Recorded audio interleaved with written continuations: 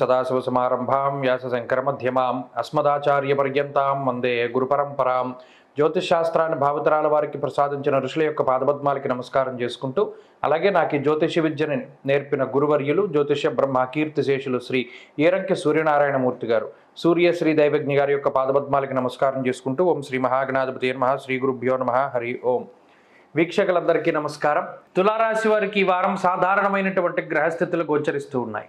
అయితే గత వారంతో పోల్చుకుంటే ఈ వారంలో ఉండేటువంటి గ్రహస్థితిలో ఏమాత్రం మార్పు లేదు. వారాంతంలో మాత్రమే శుక్రబుధుల యొక్క మార్పు, అది 9వ స్థానం నుండి దశమ కేంద్రానికి వారి యొక్క సంచారం ఉంటుంది.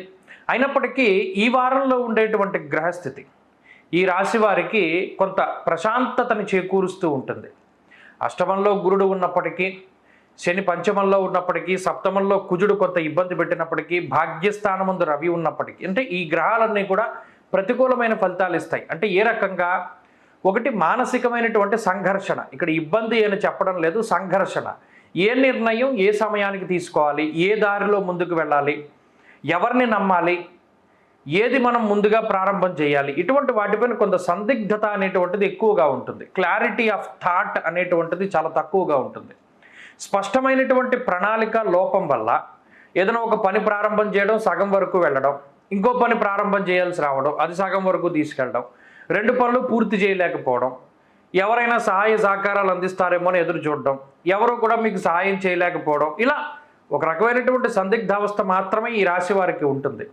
అయితే ఆర్థిక పరమైనటువంటి అంశాల్లో ఇబ్బందులు ఏమీ కనపడడం లేదు. అయితే భాగ్యస్థానమందు రవిగ్రహం వల్ల విచారే నవమే రవవు అన్నది శాస్త్రం. అనగా ఈ రవి 9వ స్థానంలో ఉండడం వల్ల కొన్ని శుభ కార్యక్రమాలు వాయిదా పడుతూ ఉండడం, పుణ్య కార్యక్రమాలు చేయలేకపోవడం లాంటి అంశాలు ప్రధానంగా కనబడుతున్నాయి.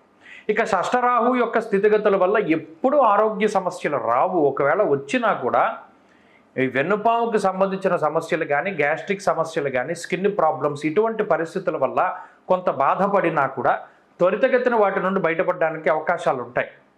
కోపం పెరుగుతూ ఉంటుంది, దాన్ని కంట్రోల్ చేసుకోవాలి. కోపంలో నిర్ణయాలు తీసుకోకూడదు. ఇక ఉద్యోగ వ్యాపారాలకి సంబంధించినటువంటి విషయాల పట్ల చాలా అవగాహనని కలిగి ఉండాలి. అనగా ఉద్యోగం చేస్తూ ఉన్నప్పుడు అందులో ఉండే లోపాలను చాలా దృష్టిలో పెట్టుకోవాలి. ఉద్యోగ మార్పు చేయడం అవసరమా లేదా అనేటువంటి విషయాన్ని దృష్టిలో పెట్టుకోవాలి. చెప్పుడు మాటలు వినకూడదు. మీ స్వశక్తినే నమ్ముకోవాలి తప్పితే ఎవరిని నమ్ముకోకూడదు. ఈ విషయాలను ఈ వారం తులారాశి వారు జాగ్రత్తగా గుర్తుపెట్టుకుంటే మంచి ఫలితాలు సాధించగలుగుతారు.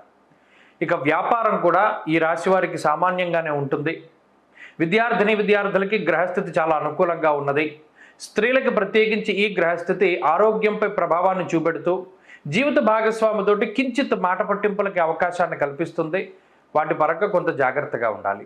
తులారాశి వారి వారం మరింత అనుకూలమైనటువంటి ఫలితాలను సాధించడానికై శ్రీ గురు దత్తాత్రేయ స్వామి వారి యొక్క ఆరాధన చేస్తూ ఉండడం చెప్పదగినటువంటి సూచన. ఈ వారంలో కలిసి వచ్చేటువంటి రోజు ఆదివారంగా చెప్పవచ్చును.